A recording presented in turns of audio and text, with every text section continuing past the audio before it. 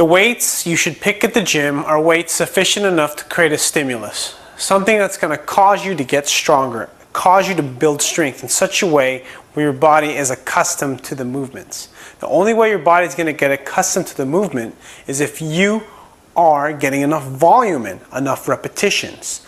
Is that 1 rep? Is it 2 reps? Is it 3 reps? Under most circumstances, that is not enough repetitions. If anything, that's really just more of a way to maintain strength.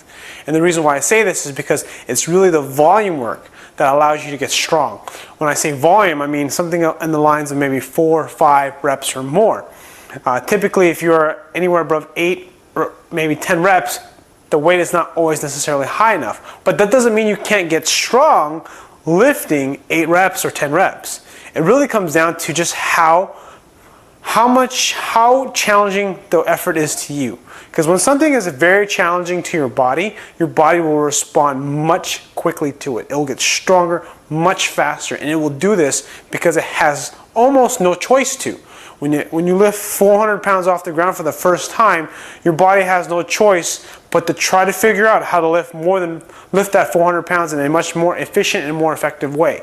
And this is kind of what your body always does on a regular basis. If you do 225 for 5 reps, whatever the movement might be, the second set, third set, or the next week, your body is going to try to figure out, your brain, your being is going to try to figure out a way to perform that movement with more efficiency, requiring less energy, essentially making you stronger, strengthening your nervous system.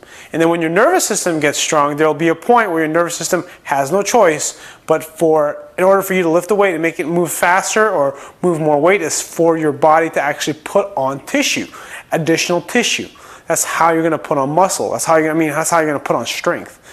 Which essentially, when I say build muscle and build strength, they really mean the same thing. And a lot of times people will say, well, look at these people. You know, genetics play a big factor on how you're going to end up looking.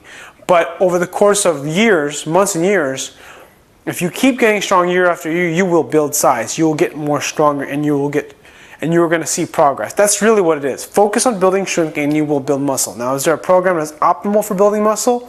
The one that actually lets you build the most amount of strength and workload tolerance. And that typically means a little bit higher volume.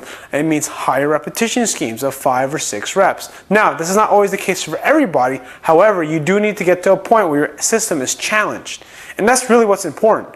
You know, if you can bench, let's say, 225 as a max, one way to get better at improving your max is to be able to lift somewhere between 80 to 90% of your 1 rep max multiple times and getting better at it.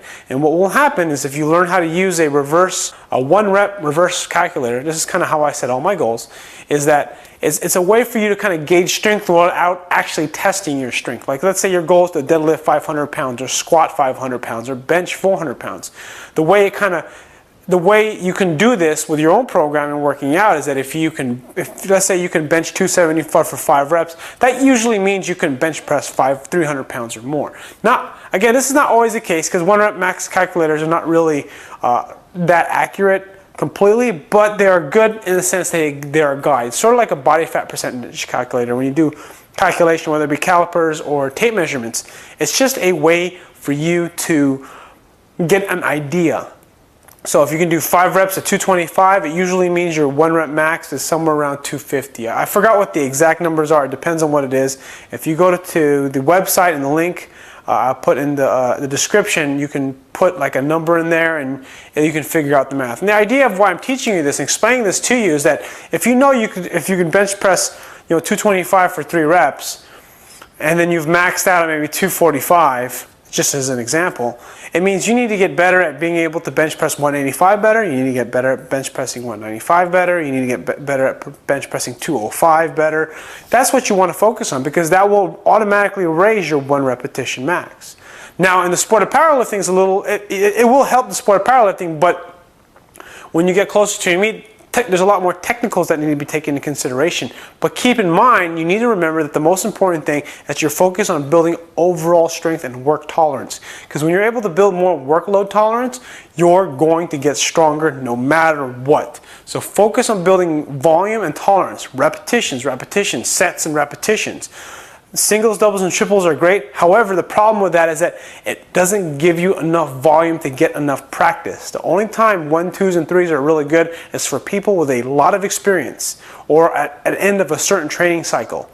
Now, that's a little bit abbreviated explanation, but hopefully some of this information in this video is informative, and I hope that you are able to use some of the ideas I'm sharing with you and use it in your own programming. Again, if you like this video and it helped you, please click like, share it on your Facebook wall or Twitter, and make a comment below if you have any questions. Thanks for watching.